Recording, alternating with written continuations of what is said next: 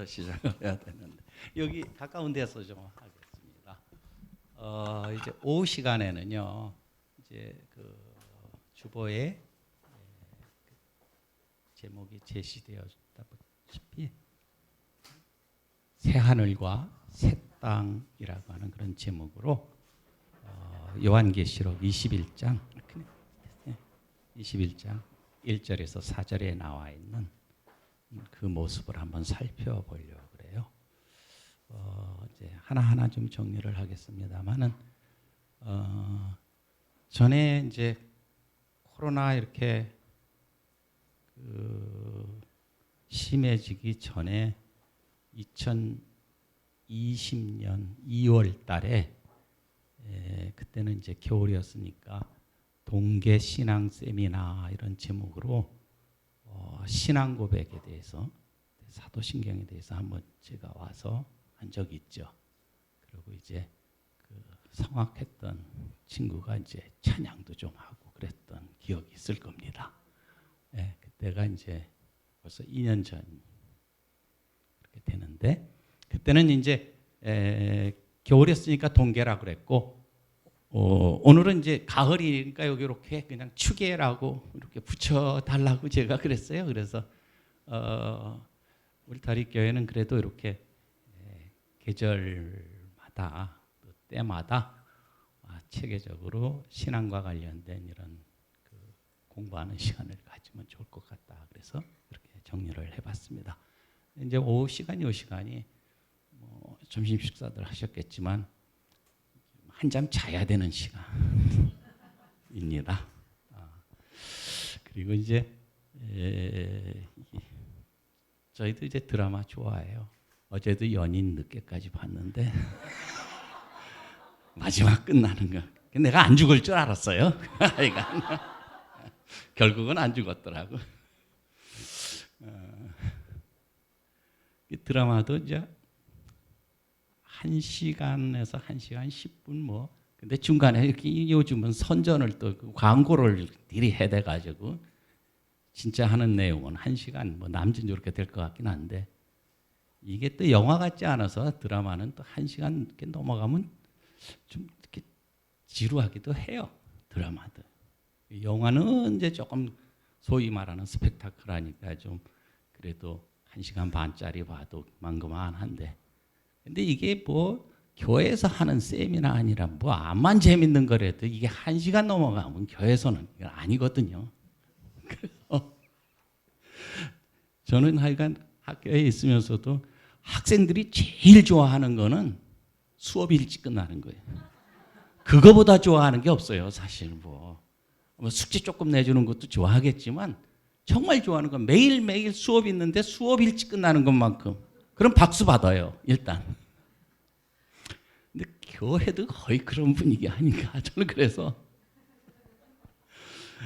전에 이제 저희 교회도 이렇게 제가 출석하던 교회에서도 가끔 설교를 하고 그러면은 꼭 이렇게 저 나름대로 정해놓는 게 있어요. 저 같은 경우는 이제 뭐 예를 들어 원고를 만들면 A4 용지를 가지고 만드는데 이제 여기 그 A4 용지로 문서 작업하는 사람들은 기본 10포인트면은 행간간 게 160이잖아요. 그러면 옆에 여백이 30, 30, 30, 35예요. 이게 거기 있고요. 그러면 이제 그거 몇 장 하면은 몇 분 이게 딱 나와요. 그래서 이제 정리를 이렇게 해나가요. 그래서 오늘은 이제 좀 두서없이 제가 왔다 갔다 할 수도 있긴 하겠지만 화일을 좀 보이는데 화일을 또 여기가 이 빔이 또 렌즈가 영 시원찮아서 그런지 좀 흐릿하긴 해요. 조금 잘하려고 그랬는데 아무튼 그래서 제목은 이렇게 했고요. 제가 효과 음악도 좀 넣어봤어요.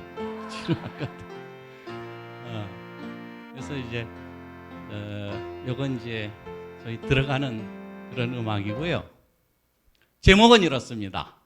새 하늘과 새 땅이라고 해서 전체적으로는 이제 종말에 관한 이야기, 마지막에 관한 이야기를 좀 이렇게 하다 하면서 결론적으로 우리가 들어가야 할 곳, 조금 전에 불렀던 그 찬송처럼 천국에 들어가게 되는데 그 천국이 도대체 어떤 곳이냐, 그리고 그 천국에 어떻게 갈 수 있느냐 하는 이런 문제들을 좀 천국에 대한 얘기를 하려고 그래요. 그래서 여기 보면 그냥 조금 있어 보이라고 이렇게 좀 썼습니다. 마지막 일들에 관한 스토리, 이야기. 마지막 일들에 관한 이야기다.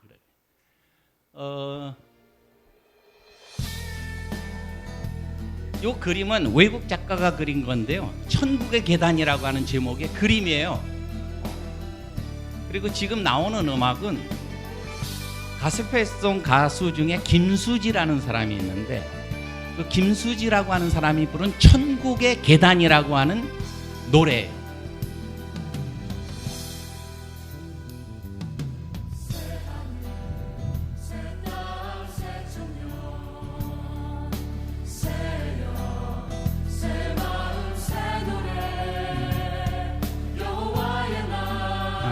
좀 오래된 노래 얘기를 좀 하면 천국의 계단 치면은 나오는 그런 가스펠송, 옛날 가스펠송입니다. 아무튼 가사 전체가 보면은 이 천국에 관련된 그런 가사인데 일단 이거 다 들으려면 한참 돌아가요. 그래서 여기서 끊고 요즘에 이제 제가 생각해 보는 것이 언제부턴가 우리나라 이 한국교회 강단 이제 요즘에는 정말 이 휴대폰이 잘 돼 있어가지고 여러분도 유튜브 많이 보시잖아요. 얼마 전에 통계를 보니까 우리나라 사람들이 네이버를 보는 시간보다 유튜브를 보는 시간이 월등하게 많아졌대요. 어지간하면 네이버 많이 봤거든요. 네이버 검색하느라고. 그런데 유튜브를 많이 보는 거예요. 1위가 유튜브에 2위가 네이버. 그러니까 유튜브 참 많이 보는데 여러 가지 보겠죠. 자기 필요에 의해서. 그러니까 설교도 보면은 참 유튜브에 많이 나와요.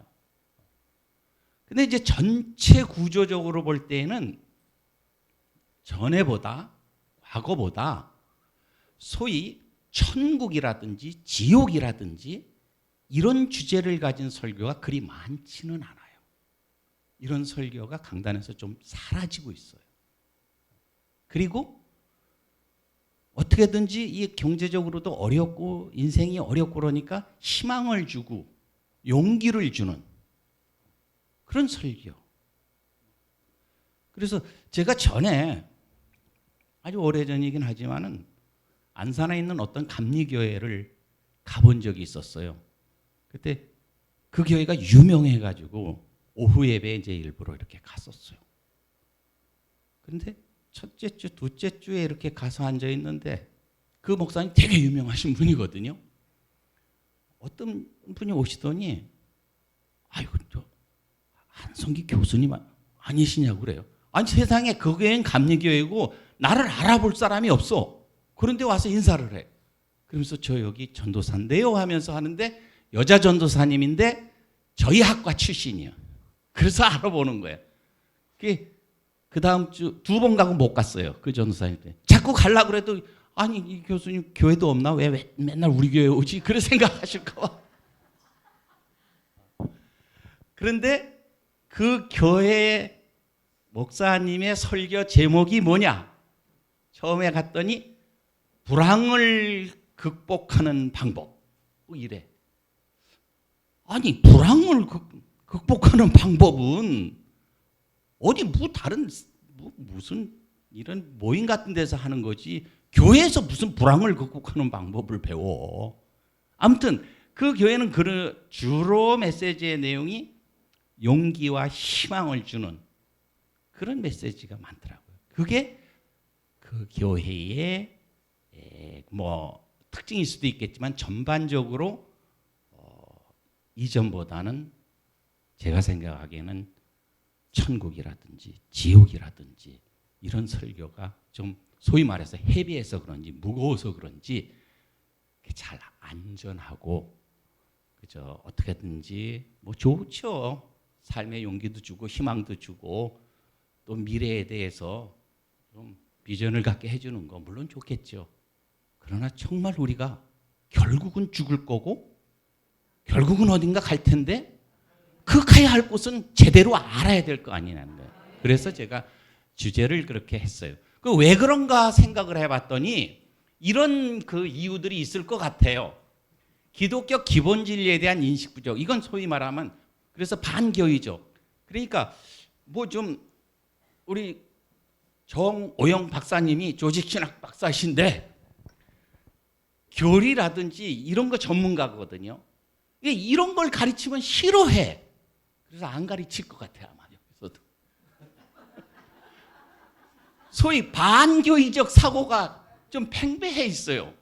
좀 딱딱한 거 싫어하다는 거예요. 그렇죠. 네. 이런 것이 좀 있어요.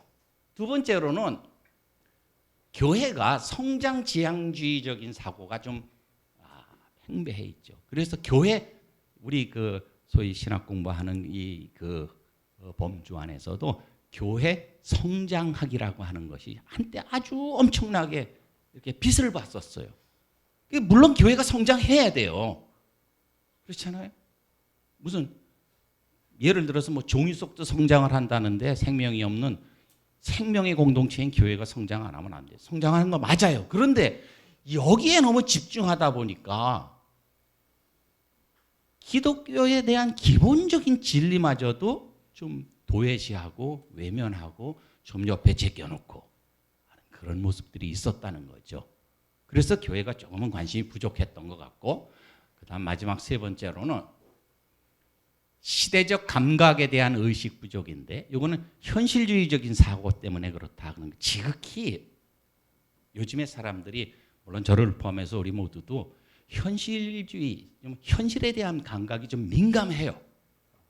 그래서 지금 좀 편안하고 잘 살면 그거로 좋게요.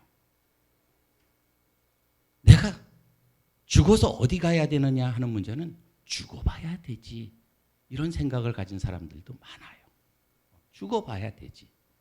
그러니까 지극히 현실의 삶에 안주하려고 하는 의식들이 강하다 보니까 아까 말씀드렸던 천국이다, 지옥이다 하는 이런 말들에 대해서 별로 관심이 없었지 않았나 그런 생각을 해요. 그런데 실질적으로 종말에 대한 결의는 아주 중요해요. 왜냐하면은 장차 올 생명이라든지 장차 우리의 삶에 대한 바른 이해를 할 수 있기 때문에 그래요. 장차 올 생명이라고 하는 건 앞으로 우리가 영원한 생명을 가지고 살아가야 되는데, 영원한 삶을 살아가야 되는데 그 삶이 어떤 것인가에 대해서 바로 이해하는 것 중요하다는 거예요. 두 번째로는 구속 계획에 대한 충만함의 기쁨이라는 거예요. 이건 뭐냐면 내가 예수 믿었어요. 구원받았어요. 구속의 은혜를 입었습니다. 이것이 내가 앞으로 가야 할 곳, 이 세상의 마지막에 관한 것들에 대해서 확신이 있으면 더욱 그 구속의 은혜가 기쁨이 된다는 거예요. 그다음은 또 하나는 성경의 예언에 대한 확신이죠. 성경이 분명히 예언을 했잖아요. 예수님께서도 말씀하셨잖아요. 내가 가서 처소를 예비하면 어떻게 된다고 그랬어요? 다시 오신다 그랬거든요. 이러한 성경의 예언에 대해서 종말의 결의에 대해서 내가 알게 되면 더 확신을 갖게 된다. 그런 얘기예요. 그런데 이런 종말에 대한 생각이 제가 서두에 말씀드렸다시피 천국이라든지 지옥이라든지 이런 데 관심이 없기는 한데, 관심이 또 있는 사람들 가운데 잘못된 생각이 있어요. 하나는 종말론 열병론자 같은 사람들이, 여기 뭐라고 썼냐면 에스카토매니아라는 말을 썼는데, 에스카토라는 말이 이제 종말이라는 뜻이고, 매니아는 좋게 얘기하면 전문가고 적극적으로 얘기하면 미친놈이거든요. 그렇죠? 무슨 매니아 그러면 커피 매니아는 커피에 미친놈이고 뭐 그렇잖아요. 아무튼 매니아가 돼. 종말에 미친놈들이 있어요.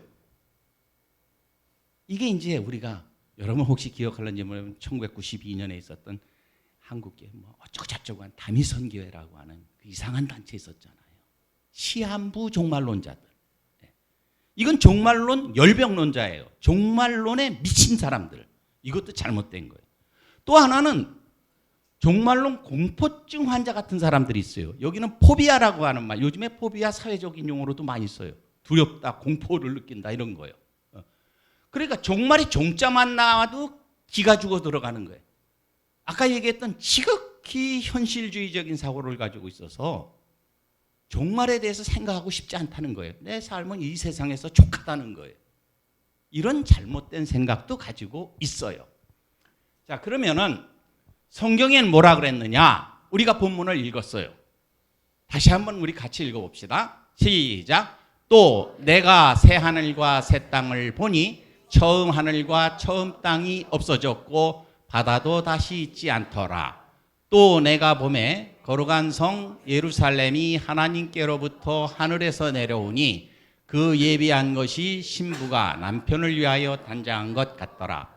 내가 들으니 보좌에서 큰 음성이 나서 가로되 보라 하나님의 장막이 사람들과 함께 있음에 하나님이 저희와 함께 거하시리니 저희는 하나님의 백성이 되고 하나님은 친히 저희와 함께 계셔서 모든 눈물을 그 눈에서 씻기심에 다시 사망이 없고 애통하는 것이나 고가는 것이나 아픈 것이 다시 있지 아니냐 하리니 처음 것들이 다 지나갔음이로라.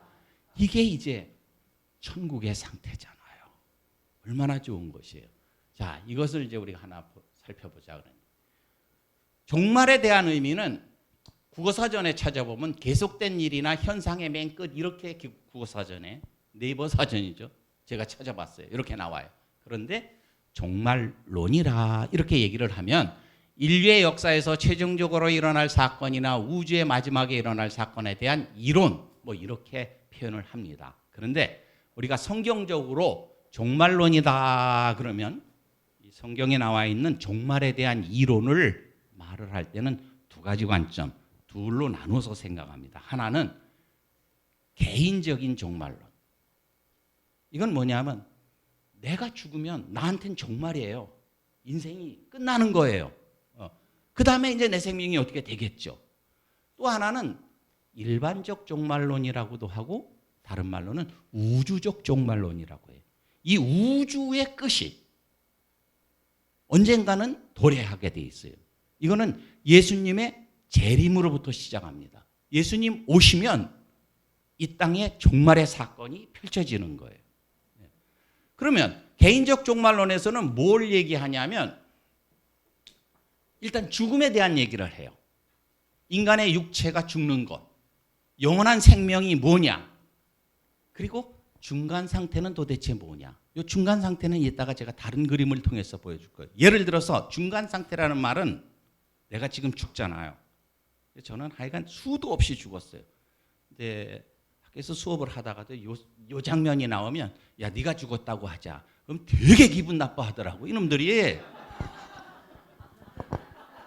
아니 좀 가정해서 야 예를 들어서 네가 그냥 죽었다고 하자 그러는데 싫어해. 그래서 아유 그냥 내가 죽자.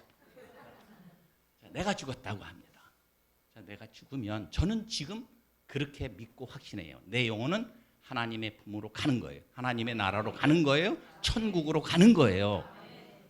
그런데 내 몸은 어떻게 되느냐? 화장을 하든지 매장을 해야 될 거 아니에요. 제가 요즘엔 좀 마음이 좀 바뀌었어요. 죽어도 저는 매장하려고 그랬거든요. 우리 아버지 옆으로, 우리 할아버지 옆으로 가려고 봐놨어요. 우리 선산에 몇 자리도 여기 네 자리하고 좀 찜해놓은 데도 있어요. 아유 그런데 이게 좀 여러 가지 분위기도 그렇고 요새 매장이 쉽지도 않아요. 동네에서 반대하면 올라가지도 못해요. 운구가 요즘에. 아유 그래서 어떻게 해야 되나, 화장해야 되나 지금 걱정인데 자 제가 죽었어요. 제 영혼은 하늘로 가는데 제 육체는 흙으로 돌아갔다. 그렇게 돼 있어요. 그럼 내 영혼이 예수님 오실 때까지 어디에 머무르고 있느냐? 예수님 오실 때까지. 이 얘기를 하는 것이 중간 상태라는 거예요. 그게 예수님 내가 죽은 시간부터 예수님 오실 때까지의 요건 다시 한번 제가 그림을 통해서 보여드릴게요. 자, 일반적인 종말론에서는 말씀드린 대로 예수님이 오시면 그리스도가 재림하면 세상은 끝나는 거예요. 이 세상은 지구를 국한하는 것이 아니라 우주를 얘기합니다. 그러니까 지금부터 제가 세상이라는 말을 쓴다든지 할 때는 이게 이 우주의 자그마한 티끌만한 점 하나에 불과한 지구가 아니라 하나님의 창조 세계 전체인 우주를 일컫는다고 보면 돼요. 자, 그리고 천년왕국설이라는 게 있어요. 요한계시록 20장에 나와 있는 얘기, 이것도 다시 한번 할 거고요. 그 다음에 부활하죠, 우리가. 아까 제가 죽으면 한 줌의 재가 되든지 흙으로 돌아가는데 다시 신체적인 부활을 해요. 그리고는 심판을 받게 돼요. 자, 심판이라고 하는 것은 부활이라고 하는 것도 잠시 후에 얘기를 하겠지만은 예수 믿는 사람만 부활하는 게 아니라 예수 안 믿는 사람도 부활해요. 심판이라고 하는 것도 예수 믿는 사람, 예수 안 믿는 사람, 악인들만, 죄인들만 심판받는 게 아니라 예수 믿는 사람도 심판받아요. 심판의 결과가 다른 것뿐이에요. 네. 자, 이런 얘기가 일반적인 종말론인데 이걸 다시 한번 얘기하면은 만물의 최종적 완성에 대한 이론이다. 이렇게 얘기합니다. 이제 비로소 만물이 완성이 되는 거예요. 종말의 사건에. 이런 얘기를 하게 되는데, 자, 그럼 죽음의 얘기를 얘기하자면은 이건 뭐 빨리 지나가도 좋겠습니다. 왜 우리 인간에게 죽음이 왔는가? 그리고 이 죽음으로 인해서 다시 말하면 인간이 죽음이 온 결과는 인간에게 있어서 죄가 나타나게 됐는데 이 죄로 인해서 우리는 인간성이 타락이 됐고 하나님과 교제가 단절되고 의식이 변화되고 육체적인 죽음과 낙원에서 추방, 결국은 에덴 동산에서 있었던 사건으로 인해서 우리 인간에게 인간성의 타락, 하나님과의 단절, 우리 의식의 변화, 육체적으로 죽게 되고 결국은 낙원에서 추방된 이런 사건이 있었습니다. 이걸 도식으로 보면, 자 보세요. 하나님과 인간 사이에 분리가 됐어요. 단절이 됐어요. 무엇 때문에? 죄 때문에. 그래서 이 죄라고 하는 단어 속에는 어떤 의미가 들어있냐면 나뉘어지다, 분리되다 이런 의미가 있어요. 그걸 separate라는 말을 쓰잖아요. 나눠지는 거. 그런데 그 죄는 원죄와 자범죄가 있다. 그래서 죄라고 하는 것은 원죄는 아담이 죄를 지었음으로 인해서 온 인류가 한 사람이 죄를 지었음에 사망에 이르렀다 그랬잖아요. 그 죄가 원죄예요. 자범죄라고 하는 건 내가 매일매일 삶을 살아가면서 어쩔 수 없이 짓는 죄를 얘기해요. 이걸 자범죄라고 얘기해요. 그건 어제도 지었고 오늘도 지었고 이 시점에서 제가 예언도 좀 해요.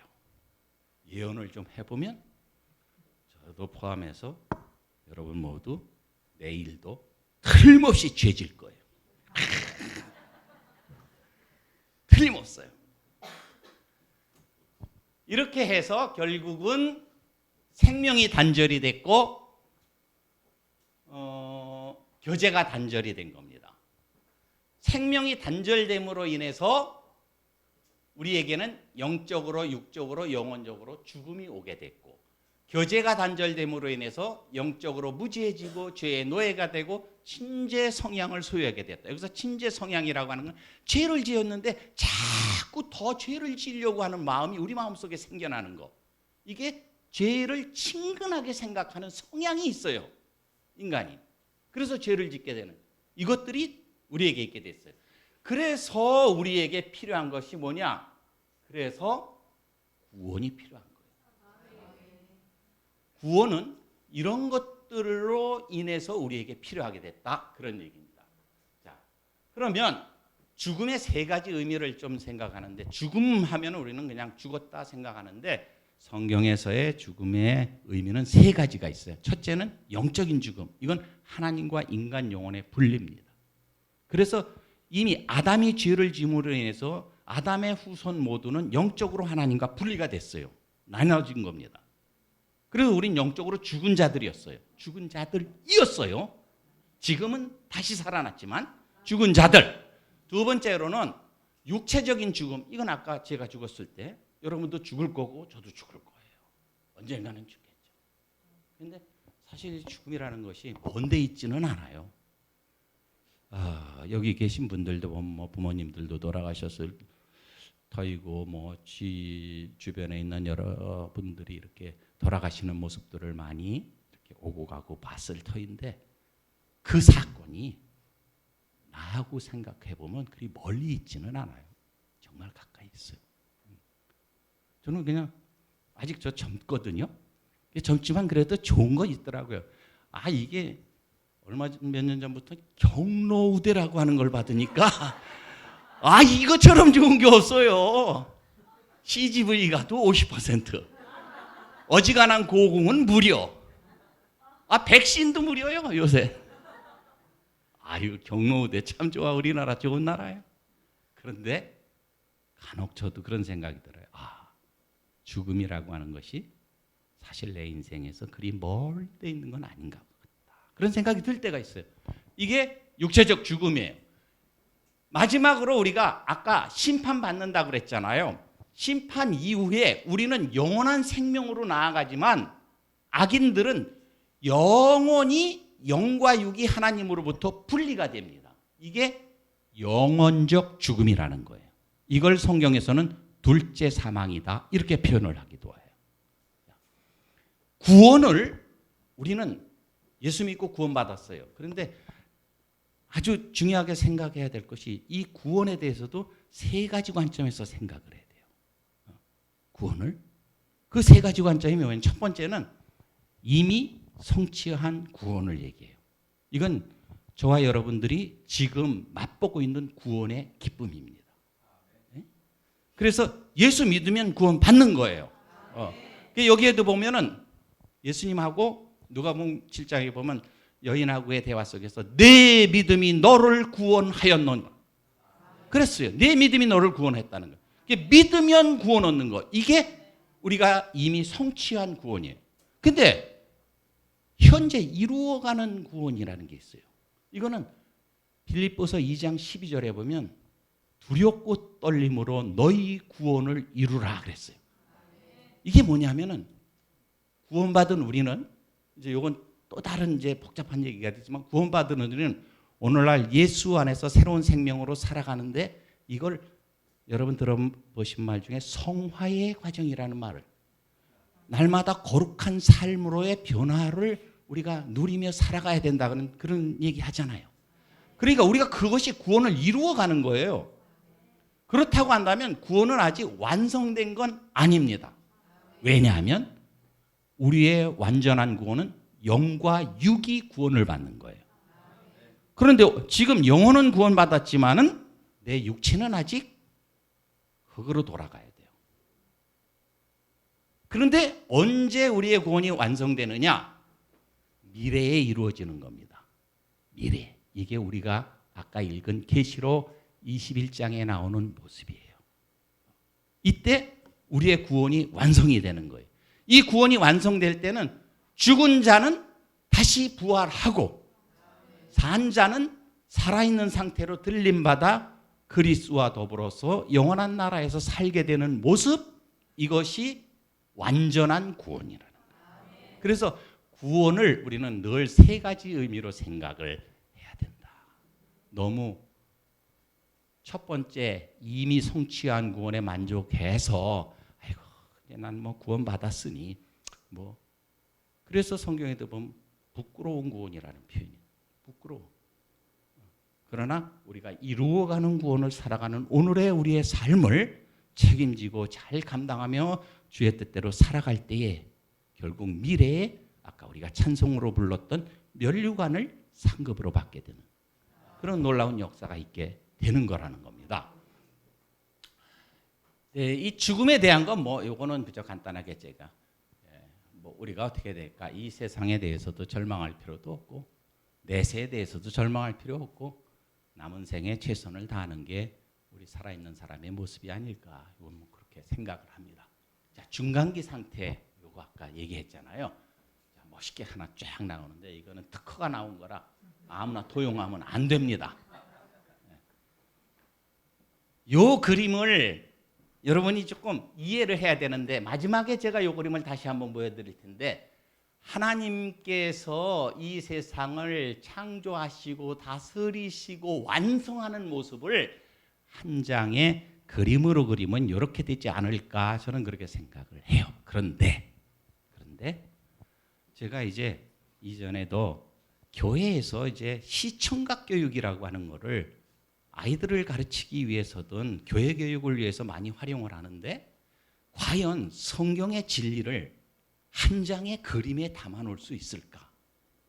대단히 참 제한적입니다. 어려워요. 제가 저 그림을 그렸다고 해서 저게 그 오묘하신 하나님의 진리를 정말 제대로 잘 표현해 놓은 것일까? 저도 자신은 없어요. 허나 제가 가지고 있는 믿음과 하나님이 주신 지혜를 가지고 정리를 해본 게 이거예요. 하나님은 세상을 만드시기 전에 영원한 계획 속에서 만드셨습니다. 이걸 신적 작정이라고 그래요. 하나님의 작정, 예정이에요. 예정하신 후에 창조하셨어요. 그렇죠?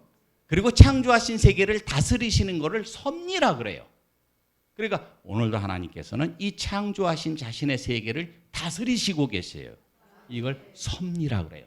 이 섭리하는 가운데 일찍이 2000여 년 전에 예수님이 오셨어요. 그렇죠? 이걸 초림이라 그래요. 그리고 앞으로 다시 오실 것입니다. 언젠가는. 이걸 재림이라 그래요.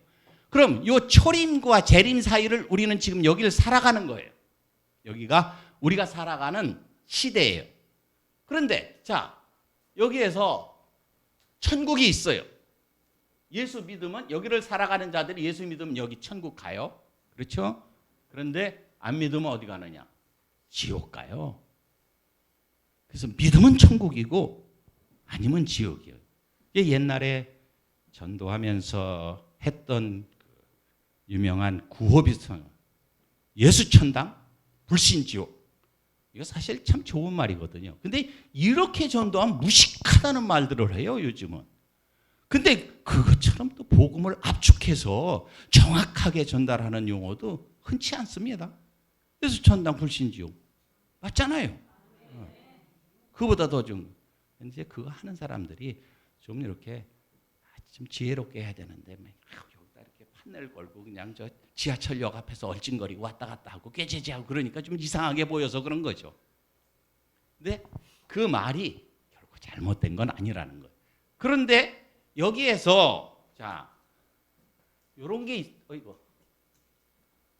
요런 게 있어요. 선조림보. 요거는 이제 우리 기독교에서 얘기하는 내용이 아니라 가톨릭에서, 천주교에서는 선조림보가 있대요. 이 선조림보라고 하는 거는 구약 시대의 성도들이 죽었어.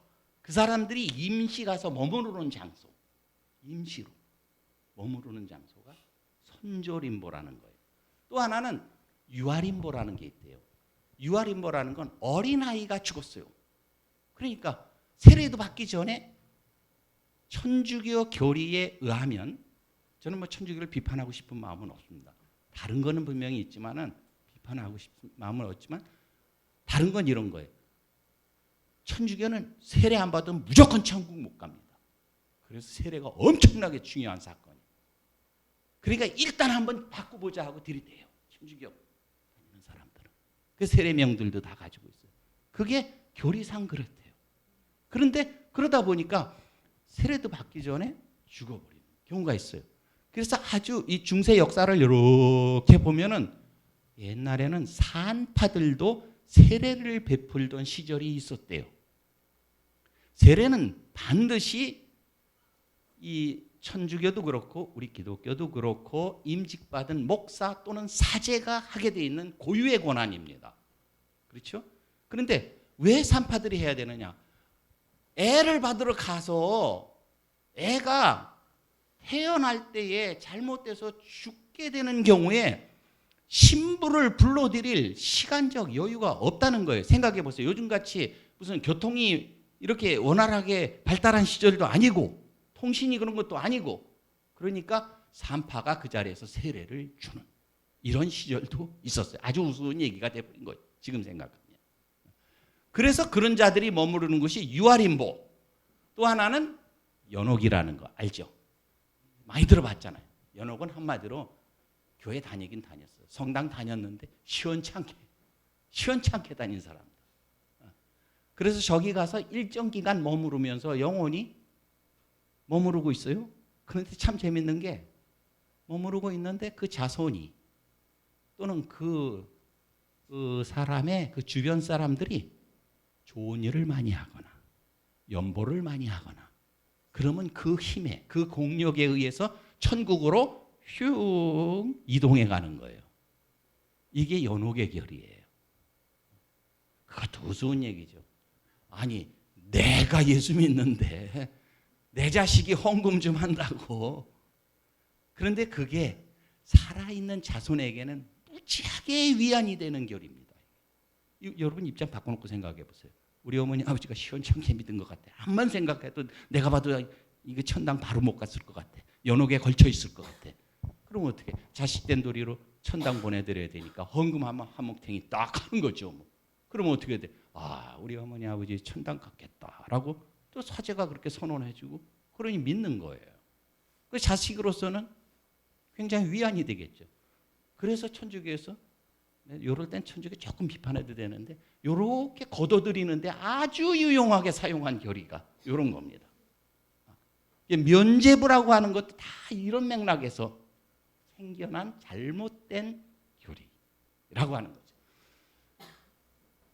일반적인 종말 이해는 이건 뭐 그냥 조금 여러분 그냥 설명만 들어보시면 예수님이 재림하시기 전에 어떤 일들이 일어날까? 성경에 보니까 이방인의 부르심 이건 뭐냐면은 많은 사람들이 예수를 믿게 될 때가 온다라고 하는 거고요. 두 번째로 이스라엘의 회심, 즉 지금 유대인들은 예수 안 믿어요. 그렇죠? 유대인들 유대교예요. 일신교라고 그랬거든요. 유대교. 오직 여호와만 믿어요. 예수 안 믿어요. 성령 안 믿어요. 그런 유대인들이 많이 회심할 거다. 그렇다고 이스라엘 민족 100%가 다 돌아온다는 게 아니라 많은 사람들이 돌아오게 될 거다. 그리고 반대로 적그리스도, 그래서 이단들, 뭐 이상한 자들이 미혹하는 메시아를 자칭하는 그런 사람들이 나타나게 될 거다. 그리고 여기저기서 표적과 기사들이 나타나게 될 거다. 그러면 예수님이 그랬어요. 때가 이른 줄 알라 그랬어요. 그 다음에 천년왕국 얘기 조금만 하고 이제 중요한 얘기로 넘어가는 천년왕국이라고 하는 거는 여기 조그만 얘기가 글씨를 제가 본문을 썼는데 요한계시록 20장 1절에서 6절에 보면 이런 말씀이 있어요. 제가 요거만 읽어드릴게요. 또 내가 보매 천사가 무저갱의 열쇠와 큰 쇠사슬을 그의 손에 가지고 하늘로부터 내려와서 용을 잡으니 곧 옛뱀이요 마귀요 사탄이라 잡아서 1000년 동안 결박하여 무저갱에 던져 잠그고 그 위에 임봉하여 1000년이 차도록 다시는 만국을 미혹하지 못하게 하였는데 그 후에는 반드시 잠깐 노예리라. 그리스도와 더불어 1000년 동안 왕노릇하니 이는 첫째 부활이라. 그들이 하나님과 그리스도의 제사장이 되어 1000년 동안 그리스도와 더불어 왕노릇하리다. 요한계시록 20장 1절에서 여기 4절까지 말씀 쭉 이렇게 읽어보면 6절까지 쭉 이어지는데요. 1000년이라는 숫자가 여러 번 나와요. 그리고 1000년 왕국이라는 게 이게 무슨 소리냐면 자 예수님이 재림을 하시면은요. 재림을 하셔서 모든 악의 세력들을 제압하고 예수님이 왕이 되셔서 1000년 동안 이 1000년 왕국이라는 것이 이루어진다는 거예요. 그런데 여기에 대해서는 관점이 서로 좀 달라요. 무슨 얘기냐면 천년왕국이 있는 것은 사실이나 그 천년왕국이 예수님 재림을 기점으로 해서 이렇게 있을 것이냐 이렇게 있을 것이냐 아니면 이쪽에서 또 다 이렇게 있을 것이냐 하는 세 가지 관점이 있어요. 근데 이 세 가지 관점이 이제 저희 여기 울타리 교회가 장로교회잖아요. 여러분들 그 장로교회 다니면서 장로교인으로서 자부심이 좀 있어야 돼요. 그렇다고 감리교나 성결교 무시하지 마세요. 괜히 그랬다가 또 혼나요. 걔네는 걔네대로 자부심이 있을 터이지만 내가 믿는 이 교회에 대해서 좀 자부심이 있어야 되는 건 틀림이 없어요. 저는 개인적으로도 장로교인으로서 엄청난 자부심을 가지고 있어요. 저는 조부 때부터 장로, 할아버지 때부터 예수 믿었는데 할아버지, 아버지 저 다 장로교인이에요. 우리는. 그리고 저도 장로교 목사고 여기에 대해서 아주 엄청 자부심이 큰 사람이에요. 장로, 아무튼 여러 교회 있지만 그래도 여기 제가 아까 4층에서 이렇게 보니까 여기 감리교 하나 있더라고요. 여기 무슨 감리교? 제자교회? 이렇게 아무튼 거기다 감리교보다는 장로교가 좀 좋아요. 그건 틀림없습니다. 근데 이 장로교 중에서도요. 이제 우리는 여기는 이제 뭐 목사님이 그런 거 잘 했는데 소속이 이제 뭐 대신교단 그런 그 정도까지는 알죠. 이제 합동이라고 하는 데도 있어요. 뭐 통합이라는 데도 있고 다 거기서 거기야. 합동이나 통합이나 두지부나 매치나 똑같은 애들이에요. 그거. 내가 보기엔 그래. 그 말이 그 말인데 요 관점이 달라. 합동교단은 하는 얘기가 좀 달라. 있는 건 맞아. 대신교단도 또 달라. 그런데 요 세 가지 관점 중에 하나는 자, 이거 또 한번 보여드릴게요. 무천년설이라는 게 있어요. 있긴 있는데, 자 보세요. 이미 예수님이 이 땅에 오셨어요. 오셔서 사흘 만에 부활하셨어요. 부활하셨다고 하는 것은 뭐라 그래요? 우리가 사망 권세를 이기셨다고 그랬잖아. 그러니까 이미 사망이라고 하는 건 사탄 때문에 왔거든. 사탄으로 말미암아 우리에게 사망이 왔는데 예수께서 그 사탄을 제압하시고 사흘 만에 부활하셨어요. 그래서 우리들이 이미 죽은 성도의 영혼이 그리스도와 함께 왕로로 타고 있다고 보는 거예요. 그리고 예수님이 재림을 하시기 전에 이런 사건들이 일어나요. 대배교와 대환란과 오시면은 부활과 심판 그리고 새하늘과 새 땅으로 들어가는 이 도식. 요걸 무천년설. 그러니까 쉽게 얘기해서 천년왕국, 천년 뭐 이런 용어들이 있지만 이것은 문자적으로 해석할 것이 아니라 의미론적으로 상징론적으로 해석을 해야 된다. 그런 뜻이에요. 요거는 우리 울타리 교회가 속해 있는 교단의 입장입니다. 그러니까 아마 우리 울타리 교회 담임 목사님도 그 관점에서 아마 여러분에게 뭐 천년왕국을 설명하실 것 같아요. 그건 나중에 이제 혹시 궁금하시면 또 배우시면 되고요. 그 다음에 하나는 후천연설이라고 하는 건 요건 조금 설득력은 약한데 예수님 오시기 전에 세상이 좋아진다는 거예요. 복음이 널리 전해지면은 악이 감소하고 선은 증가해요. 그래서 선이 전적으로 증가해서 어느 정점에 이르면은 예수께서 이 땅을 다스리는 천년 왕국이 이루어지고 그리고 나서 재림을 하신다. 그런 뜻이에요. 근데 요거는 뭐 별로 그래. 그 다음에 이제 아이고 넘어가시오. 이게 잘 안 맞아가지고요. 여기 가서 하나 더. 그렇죠. 전철연설이라고 하는 거는 요건 성경을 문자적으로 해석한 거예요. 요한계시록 20장 1절을 쭉 전개되는 내용을 문자 하나하나를 대입해 보면 요 도식이 나와요. 그래서 많은 사람들이 자, 성경에서 그렇게 얘기한 대로 문자가 그렇게 얘기한 대로 믿어야 된다라고 주장하는 사람도 있습니다. 허나 성경이라고 하는 건 우리가 배워봐서 알지만 문자적으로 해석해야 될 부분이 있는 반면에 의미론적으로 해석할 부분도 있는 거예요. 문자적으로 해석한다면 우리가 십계명 다 지킬 수 있습니까? 못 지킵니다. 주기도문대로 살아야죠. 못 삽니다. 그래서 요거는 뭐냐면 예수님이 이 땅에 오시고 재림하고 나면 죽은 성도가 부활을 하고 살아있는 성도는 휴거하고, 여기서 휴거라는 말이 나요. 휴거는 들림을 받는다 그런 뜻이고요. 적그리스도가 멸망을 받고 이스라엘이 회심이 돼서 예수님이 이 땅에 오셔서 천년 동안을 왕노릇 하시다가 다시 잠시 묶여있던, 아까 성경 읽었던 잠시 묶여있던 이 사단의 세력들을 소멸하고 다 멸망시키고 그때 가서 악인을 부활시킨다 그랬어요. 악인을. 그리고 심판을 하고 새하늘과 새 땅에 들어가게 된다. 이런 도식이 있는데 말씀드린 대로 요거는 문자적인 그런 해석입니다. 자, 넘어가서요. 요거 부활의 특징. 요것도 이제 뭐 빨리 좀 넘어갈게요. 우리가 부활하는 거 맞습니다. 신체의 부활을 하죠.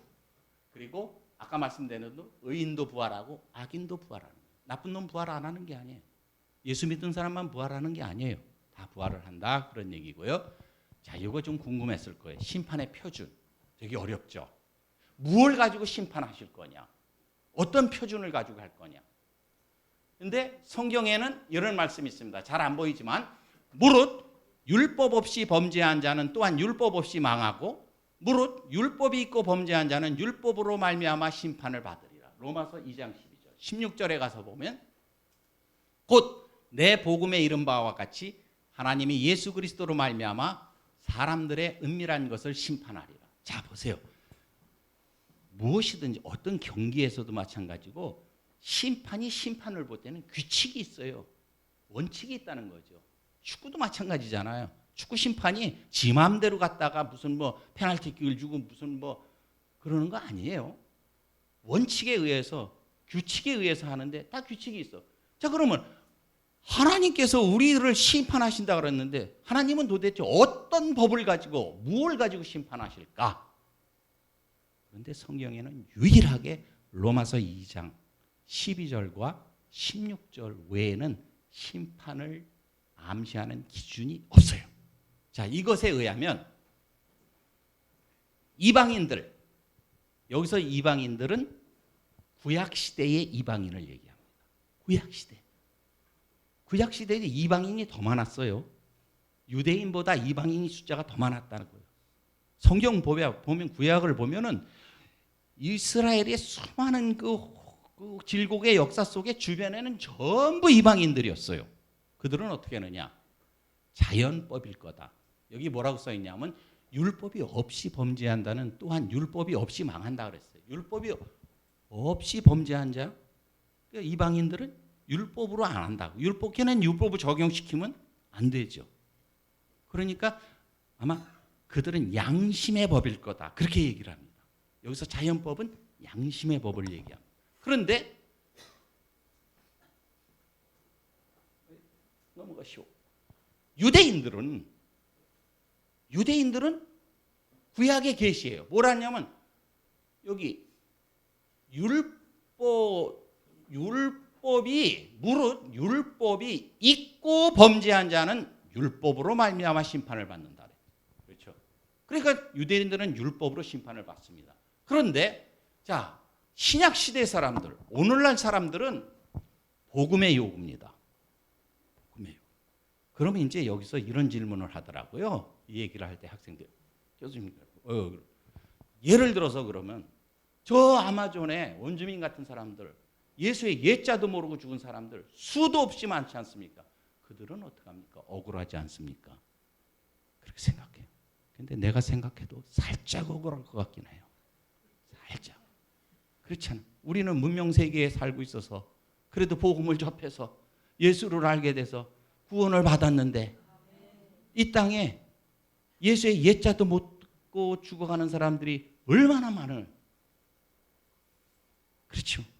그러나 분명한 것은 오늘 이 시대, 즉 예수 그리스도 이후의 시대에는 예수 아니면은 구원이 없습니다. 예수 안 믿으면 구원이 없어요. 자, 그들이 그러면 이렇게 생각을 해야 돼요. 모든 사람이 죄를 범하였음에 하나님의 영광에 이르지 못하더니 그랬어요. 모든 사람이 다 죄인이라는 거예요. 그래서 제가 그렇게 얘기해요. 여기서 달리기를 하는데 여기 출발선에 이렇게 세워지게 된 거, 이건 하나님의 은혜예요. 출발선에. 그래서 이걸 불렀어요. 자, 넌 1번 라인, 너 2번 라인, 3번 라인. 이거 선택이에요. 그리고 불렀어요. 부르심이에요. 이건 하나님의 은혜야. 그럼 여기 가만히 앉아있는 놈은 분립을 못 달려서 레인 못 들어가네? 나 억울하네? 억울하다고 생각할 수 있어요. 있지요. 사람은 반드시 억울하다고 생각을 합니다. 그러나 애초부터 여기에 들어갈 수 있는 자격이 없는 놈들이야, 이놈들은. 그 말은 무슨 얘기냐면 모든 사람이 죄를 범하였으며 다 죄인이라는 거예요. 여기부터 출발을 하는 거예요. 다 죄인인데 하나님이 특별히 사랑해 주셔서 그 가운데서 너 나와 해서 일리 세워주신 거예요. 불러주신 거예요. 그게 저와 여러분이라는 거예요. 그러니까 우리들은 감사하는 거잖아요. 근데 여기서 부르심을 못 받은 자들은 억울하다고 생각하면 내가 어떻게 해야 돼? 그들을 위해서 기도하고 그들을 위해서 나가 선교하는 선교사들을 돕고 복음을 전해야 되는 시대적 사명이 우리에게 있다는 거예요. 여기까지밖에는 우리가 성경을 표현 못해요. 자, 넘어가서 마지막에 우리 어떻게 될 거냐? 야, 이것도 여기 논란이 많아요. 그런데 이거밖에 또 없네, 성경에. 이거 예수님 하신 말씀이에요. 우리의 낮은 몸을, 바울이 예수님의 모습을 이렇게 표현을 한 겁니다. 우리의 낮은 몸을 자기 영광의 몸의 형체와 같이 변케 하시리라 그랬어요. 자, 이게 무슨 소리냐면 예수 믿고 구원받았어요. 이제 우리가 죽을 거예요. 언젠가. 죽기 전에 예수님 오시면 더 좋겠지만 저는 암만 생각해도 예수님 오시기 전에 죽을 것 같기는 해요. 근데 제가 부활을 합니다. 다시 신체 부활한다 그랬으니까. 자, 당장 나 부활하면 또 안경 써야 돼요? 하찮은 질문 같죠? 평생 이놈의 안경 때문에 그냥 고생하고선 그랬는데 또 써야 되나? 아이, 요새는 또 제가 목 디스크 사실 걸려가지고요. 부활하면 또 목 디스크 걸려가지고 맨날 거북목하고 이러고 다녀야 돼요? 이런 아주 유치하기도 하지만 하찮은 것 같기도 하지만 궁금한 거예요. 어떤 몸으로? 이건 아주 아무것도 아니죠. 다리 하나 불편한 사람들, 손 하나 불편한 사람들, 그냥 그렇게 나올까? 궁금하긴 해요. 그러나 성경에서는 뭐라 그랬느냐? 우리의 낮은 몸을 자기의 영광의 몸의 형체와 같이 변케 하시리라 그랬어요. 여기서 우리는 하나를 유추해 볼 수가 있어요. 하나는 연속성이라는 말과 불연속성이라는 말을 써요. 조금 어렵지만 연속성은 이렇게 관계가 있다 그런 얘기잖아요. 불연속성은 관계가 없는 거거든요. 연속성이라는 것은 예수께서 육체의 부활을 하셨어요. 그리고 의심 많은 도마에게 상처를 보여 주셨어요. 그렇죠? 상처가 있었어요. 그러나 예수님이 제자들이 내빼서 도망간 곳에 찾아가셨어요. 문이 닫혔는데 들어오셨어요. 요즘 말로 하면 순간 이동을 하신 겁니다. 그렇죠? 순간 이동을 하신 거예요. 이게 불연속성이에요. 우리 지금 순간 이동할 수 있어요? 못해요. 그러니까요, 다시 말하면은 신체의 부활은 하지만 그 이상의 영광스러운 몸이 될 것이다는 거예요. 예수님은 분명히 시공을 초월하시는 존재로 이 땅에 부활하셨어요. 그렇다면 우리도 우리가 생각할 수 없는 우리의 요 두뇌가 바가지만한 게 얼마나 많이 이해를 하겠어요. 우리가 상상할 수 없는 그 아름답고 영광스러운 몸으로 우리가 다시 부활할 거다라고 우리는 믿게 되는 거라는 거예요. 이게 우리 개인의 상태입니다. 자, 그리고 우주의 상태는 아까 얘기했던 대로 이 본문 내용입니다. 자, 그러면 요 마지막 상태, 여기는 이제 길어가지고 제가 그냥 집약해서 얘기를 해드릴게요. 우리가 오늘 제목을 새하늘, 이거 큰일 났네. 효심이 시간보다 더 기는. 오늘도 효심이 봐야 되는데. 그거보다 길어졌네. 큰일 났네. 자, 보세요.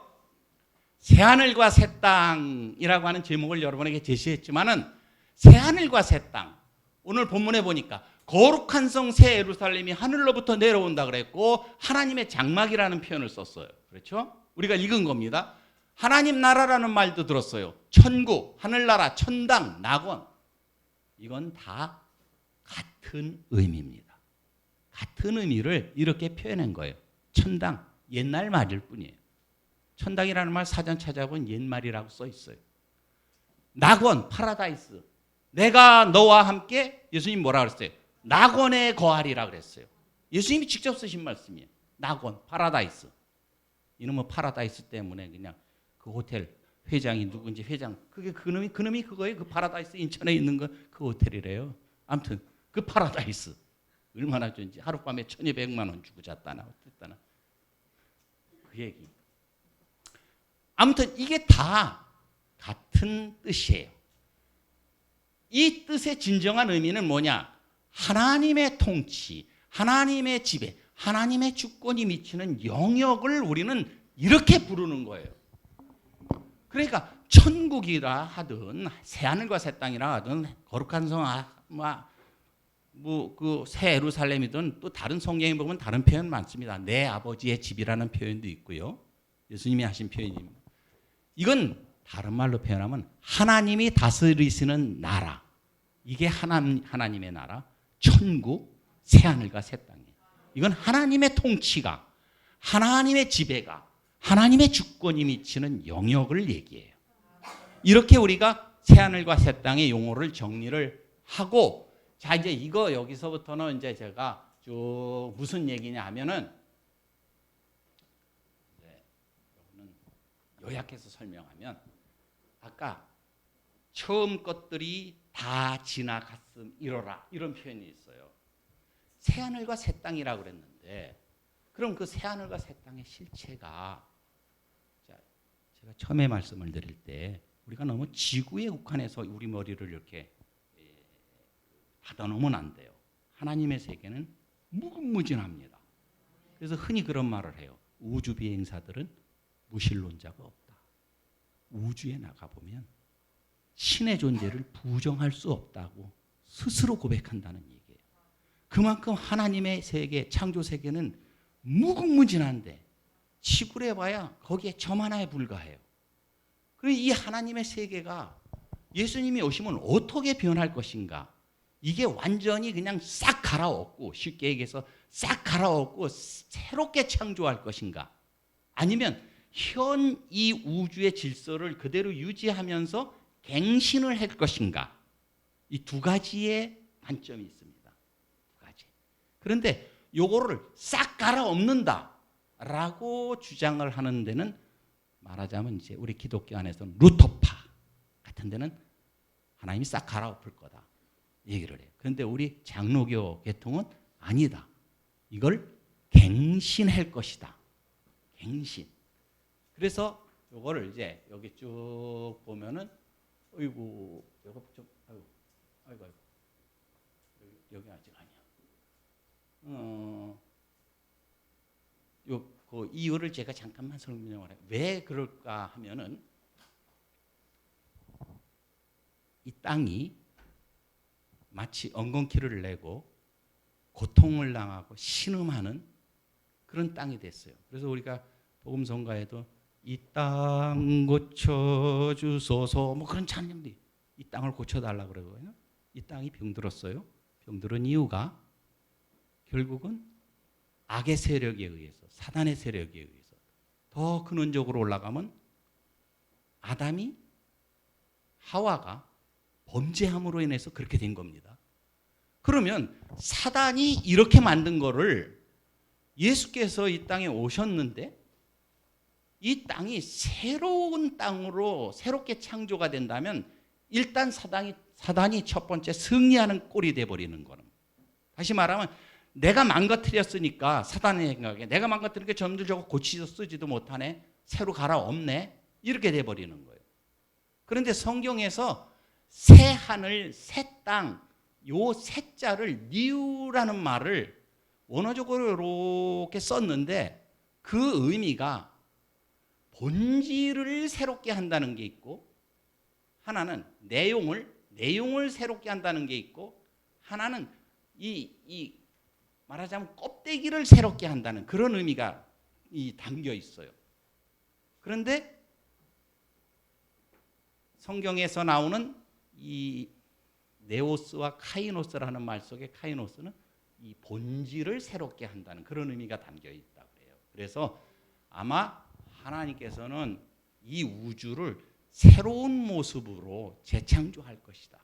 새로운 모습으로. 그런데 그걸 기존의 모든 질서를 전부 무너뜨리고 처음에 창조했던 창세기에 나오는 그 창조 같은 역사가 아니라 어떤 모습이든지 하나님께서 새로운 우주로 만들 것이다. 이제 이렇게 정리가 되겠습니다. 자, 이제 결론적으로 제가 몇 가지만 말씀을 드리고 마겠습니다.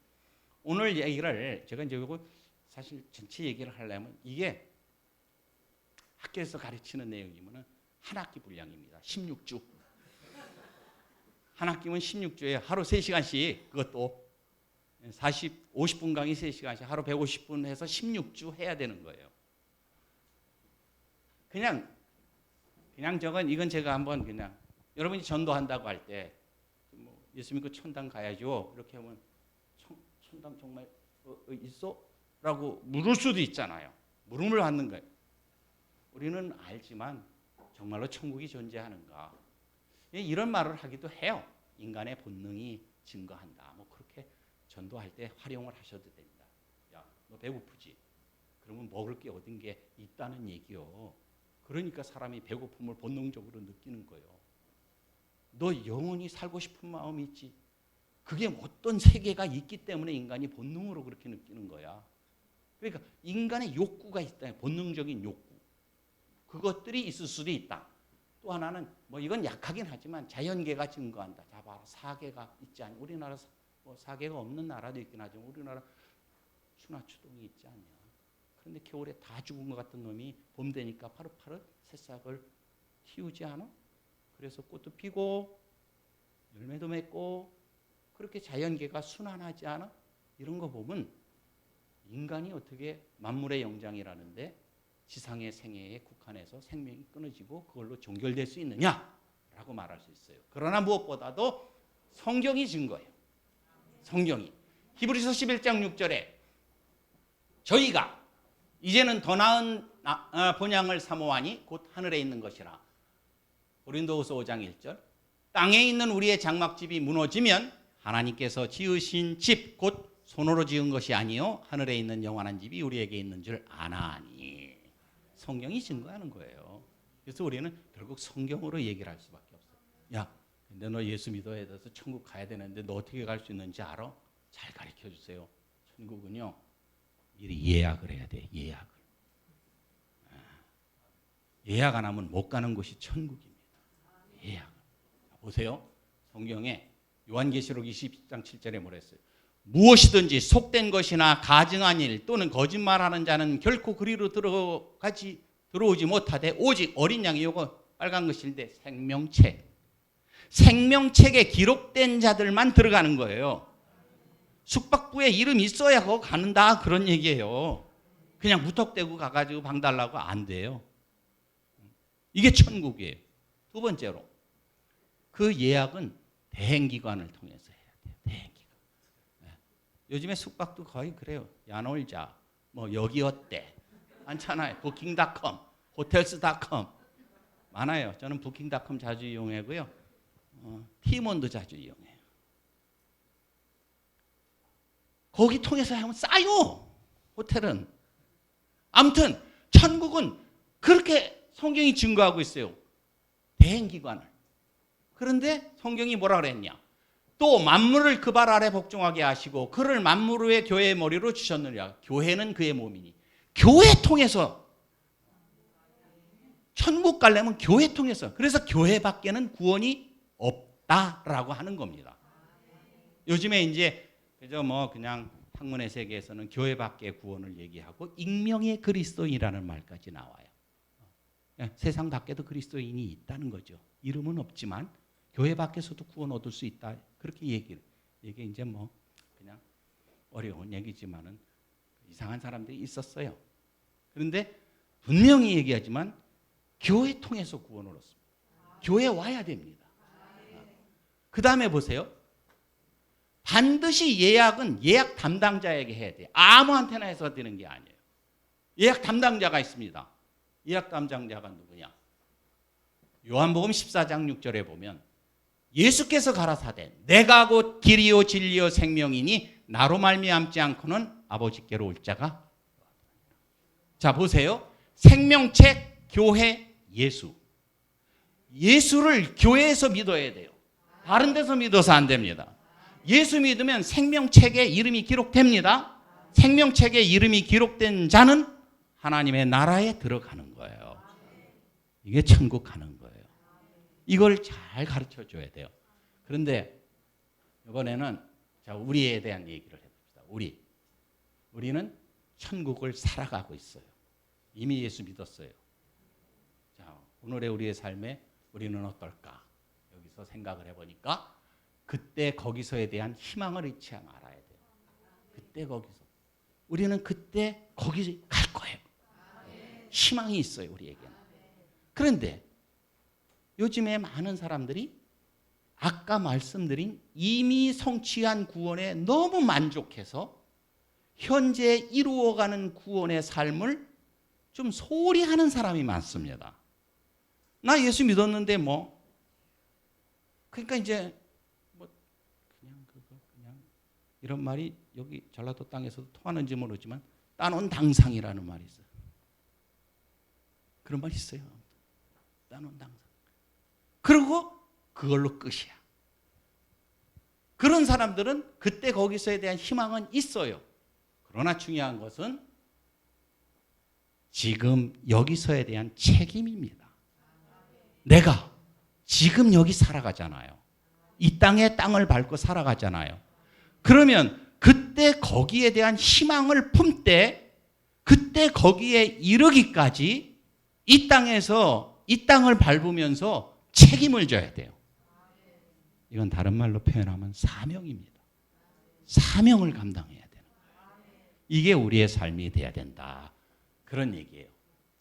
마지막으로 요 그림을 통해서 여러분에게 정리를 하고 마치도록 하겠습니다. 보세요. 하나님의 세계는 이 그림 한 장으로 제가 표현을 해봤어요. 아까 얘기했던 대로 신적 작정, 즉 영원한 작정 속에서 에베소서에 보니까 만세전에 그리스도 안에서 우리를 택하사 작정을 하셨고 세계를 창조하실 것을 작정을 하시고 창조하셔서 다스리세요. 그렇죠? 예수님이 오셨어요. 초림이에요. 자, 언젠가는 오실 텐데 우리는 예수 믿었어요. 예수. 그러면 지금 우리는 현세적 하나님의 나라를 살아가는 자들입니다. 이게 이미 성취한 구원받은 자들의 삶이에요. 그러니까 구원의 의미를 세 가지로 생각해야 된다 그랬고 죽음의 의미도 세 가지로 생각해야 된다 그랬고 하나님의 나라, 천국, 뭐 하늘나라, 아까 얘기했던 새 예루살렘, 새 하늘과 새 땅, 이 실체도 세 관점에서 생각을 해야 돼요. 세 관점에서. 예수님이 뭐라 했어요? 이 땅이 하나님의 나라인 거예요. 그래서 우리가 찬송도 불러요. 내 주 예수 모신 곳이 뭐라 그랬어요? 그 어디나 하늘나라예요. 내 주 예수 모신 곳 어디? 지금 여기예요.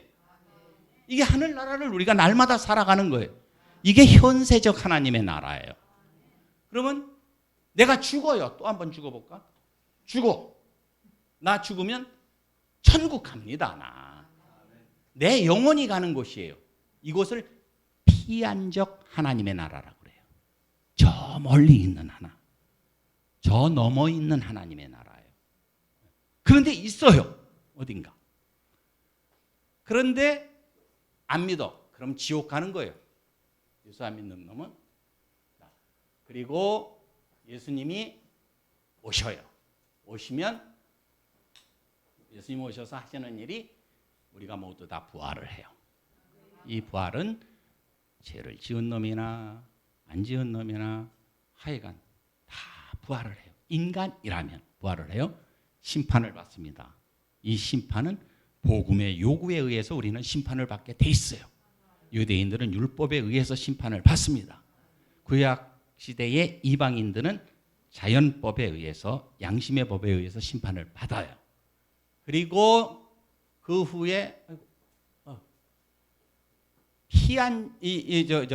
미래적 하나님의 나라로서의 요 새 하늘과 새 땅이 이루어져요. 이걸 미래적 하나님의 나라라고 그래요. 그러니까 하나님의 나라, 하나님의 통치와 지배와 주권이 미치는 영역을 우리가 얘기할 때 세 가지 관점에서 얘기해야 되는데 현세적, 피안적, 미래적 이렇게 얘기를 해야 돼요. 이 미래적이 새하늘과 새 땅이에요. 이게 신천신지야. 그 구출해가지고 신천지라고 하는 나쁜 놈들이 있어요. 그놈들이 주장하는 게 저거예요. 신천지가. 저기 간다는 거예요. 걔네도. 그런데 그게 다른 것뿐이에요. 누구를 통해서? 그 이상한 사람을, 아저씨를 통해서. 할배지 뭐. 지금 다 할배 돼가지고 뭐 지난번에 대구에 헬리콥터 타고 갔다고 어쩌고저쩌고 하는데 걷지도 못하고 말도 못하고 쭝쭝쭝 되는데 있어요. 이모시키라고 그래. 또 잘못 얘기했다가 또 명예훼손에 걸릴래. 거기를 들어가게 되는 거예요. 자, 그러면 또 궁금한 게 여기도 천국, 여기도 천국, 여기도 천국인데 이걸 어떻게 얘기해야 되느냐. 그래서 사람들이 이게 하나님의 지배, 하나님의 통치, 하나님의 주권이 미치는 영역이니까 이게 그냥 이걸 상징적 의미로 받아들여야 되는 거지 장소적 의미로 받아들여서는 안 된다라고 하는 사람들도 있어요. 그런 사람들도 있다는 거예요. 근데 이거는 잘못됐어요.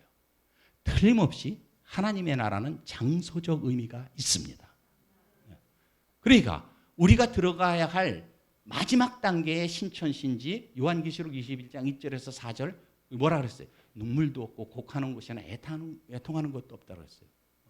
거기서 그리스도와 더불어 영원토록 사는 거거든요. 그 땅에는 장소일 거예요. 근데 이 장소가 어디냐? 라고 하는 것은 성경이 구체적으로 묘사하고 있지는 않아요. 그래서 제가 자꾸 우주라는 얘기를 하는 거예요. 그러니까 하나님의 창조 세계는 무궁무진한 거예요. 끝이 없어요. 그 끝없는 창조 세계에 그 어떤 곳이 하나님의 놀라운 역사로 갱신이 되면서 새하늘과 새 땅, 그곳에서 우리가 영원토록 살게 될 것이라는 거예요. 이것이 구원의 완성입니다. 이렇게 해서 구원이, 자 보세요, 완성이 되면 이쯤에서 다시 한번, 아이고 아니야, 짠, 나 이거 음악 효과 넣으려고 내가 엄청 애썼는데, 짠, 이 할렐루야가 나오는 거예요. 여기서 이쯤에서 할렐루야가 나오는 거죠. 얼마나 멋있어요.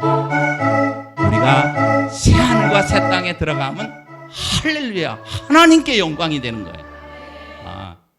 이 할렐루야를 부르며 하나님께 영광을 부르는 날, 그날이 미래적 하나님의 나라에 들어가는 날입니다. 이게 새하늘과 새 땅에 대한 이야기예요. 제가 오늘 근데 제가 사전에 말씀을 좀 드렸더니 늦게 좀 끝나도 된대요. 그래서 양해도 좀 구했고, 제가 오전에 또 노력해서 조금 일찍 끝냈거든요. 아무튼 이렇게 해서 하나님의 세계를 한번 잘 여러분들이 생각을 하시고, 물론 또 잘 아시는 내용일 수도 있고 저보다 우리 또 목사님이 더 잘 가르쳐 주셨을 수도 있어요. 또 그렇게 믿어요. 우리 정호영 목사님하고 저하고 관계는 청출어람이라고 하는 말이 참 무색할 정도로 저보다 훨씬 나으신 분인데, 제가 그냥 시골에서 농사짓고 그게 불쌍하고 가련하고 측은한지 또 이렇게 불러주시니까 저는 몸둘 바를 모르겠어요. 아무튼 그렇습니다. 저희 사는 곳이 여기예요. 이거 우리 집 마당에서 찍은 겁니다. 오, 괜찮죠? 우리 집 마당에서 찍은 저 끝에 보이는 여기구나. 요게 월악산이거든요. 국립공원 월악산이고, 요게 청풍호라는 호수고, 여기는 우리 마당이에요. 저는 마당에서 문 열면 이것만 보고 삽니다. 그냥 밥 안 먹어도 배부른 곳이고요. 아무튼 그렇게 해서 또 귀한 시간을 마련해 주시고 부족한 사람들을 이렇게 불러 주셔서 또 참 감사하고, 또 이렇게 제가 이렇게 울타리교회 발걸음한 기록을 보니까 10년 전에 처음 왔더라고요. 2013년인가? 지금 23년이잖아요. 2013년에 무슨 헌신예배 비슷한데 온 걸로 기록이 돼 있더라고요. 그래서 벌써 10년이 됐구나. 10년 지기면 이제 그냥 막 해도 됩니다. 우리 다 같은 식구고. 그래서 저도 부담 없이 이렇게 찾아뵙게 됐습니다. 부족한 말씀이지만은 다시 한번 우리 마음속에 담고 아까 말씀드렸던 그때 거기서에 대한 희망 반드시 우리가 가슴에 품고 살아가야 되지만 적어도 내가 밟고 있는 이 땅에서 주께서 나에게 주신 책임, 사명이 있을 터이니 그것을 늘 잘 감당하며 살았으면 좋겠다 하는 그런 생각이 듭니다. 잠시 기도하겠습니다.